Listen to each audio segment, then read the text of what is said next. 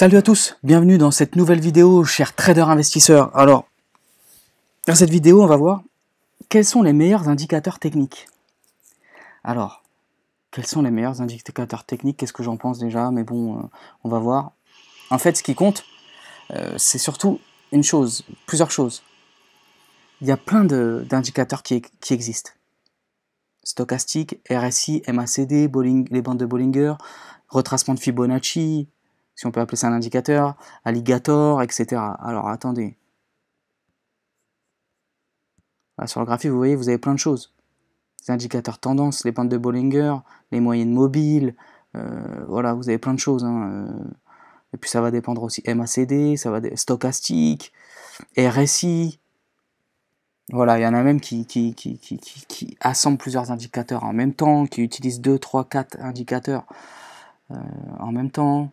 Vous voyez, il y a plein de choses qui peuvent exister comme indicateurs techniques.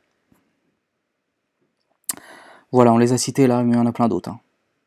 En fait, ce qu'il faut surtout savoir et se rendre compte et comprendre, c'est qu'un indicateur technique, quel qu'il soit, il ne va pas nous servir à trader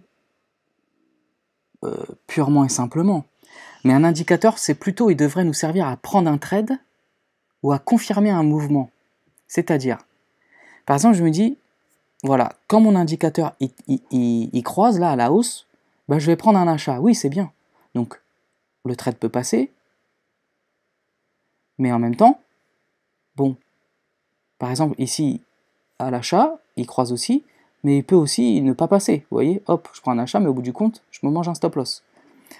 Donc ce qui compte, c'est d'utiliser un indicateur si on veut, mais dans des conditions particulières. Par exemple, MACD ou les stochastiques. Allez, je prends l'indicateur stochastique. Dès qu'il croise à la hausse, je prends un achat. Ok, mais pas à chaque fois qu'il croise à la hausse. Parce qu'il y a des journées où ça ne va pas passer. Le mieux, surtout, c'est en fait d'utiliser un indicateur dans un contexte précis. C'est-à-dire, par exemple, de tracer ses supports, ses résistances, et dès qu'on arrive sur une zone de support, eh bien, quand l'indicateur croise à la hausse, eh bien, je vais prendre le trade à l'achat. Et inversement, vous voyez, si c'est à la baisse. Pour prendre un trade à la vente quand j'arrive sur une zone de résistance, sur une résistance. Donc en fait, l'indicateur va servir à confirmer un mouvement.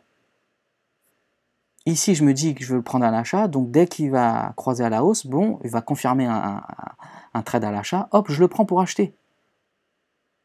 Mais il ne faut pas que ça devienne 100% de notre trading, trader avec un indicateur. Ce n'est pas l'indicateur qui va nous aider à prendre des décisions, qui va nous dire, il faut que j'ouvre un achat ou il faut que j'ouvre un trade à la vente. Non.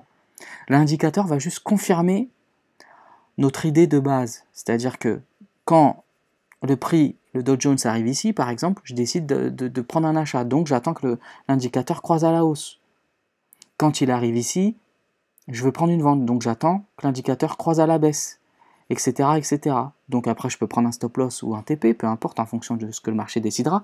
Mais vous voyez, l'indicateur va servir, entre guillemets, d'appui ou d'aide à la décision pour ouvrir le trade. Mais nullement, aucunement, l'indicateur va diriger ou guider notre trading. Il ne doit pas nous faire dire « Ah bah là je vais acheter, ah bah là je vais vendre » juste parce qu'il croise à la hausse ou à la baisse. Non, il faut que ça soit en adéquation avec d'autres éléments qu'il y aura sur notre graphique.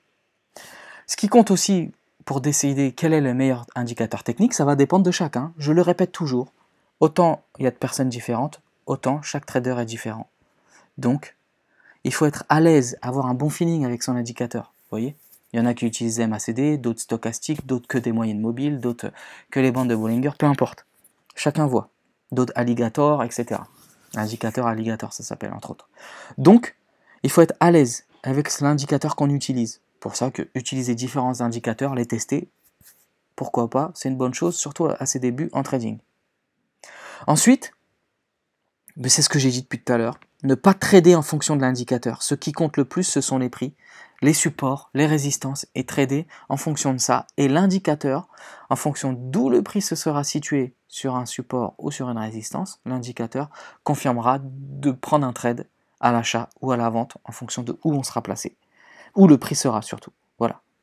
Donc, les meilleurs indicateurs techniques, il n'y en a pas un mieux que l'autre, ça va dépendre de chaque personne. Moi, j'aime bien MACD, j'aime bien aussi stochastique. Mais en réalité, je me rends compte que plus ça va, plus je prends des trades sans forcément regarder les indicateurs, sans forcément attendre un signal de l'indicateur, surtout technique, de ces indicateurs techniques-là. J'utilise d'autres choses, moyenne mobile, etc. Mais voilà. Mais ça sert toujours pour parfois avoir une confirmation, etc. C'est plus psychologique, entre guillemets, mais comme je vous ai dit, quoi qu'il arrive, toujours, quand on prend un trade, bien respecter, de mettre un stop loss et de le respecter, de prendre une perte. S'il faut prendre une perte, c'est comme ça, quoi qu'il arrive. Donc, voilà pour cette vidéo. Quels sont les meilleurs indicateurs techniques? Vous aurez bien compris ce que j'en pense.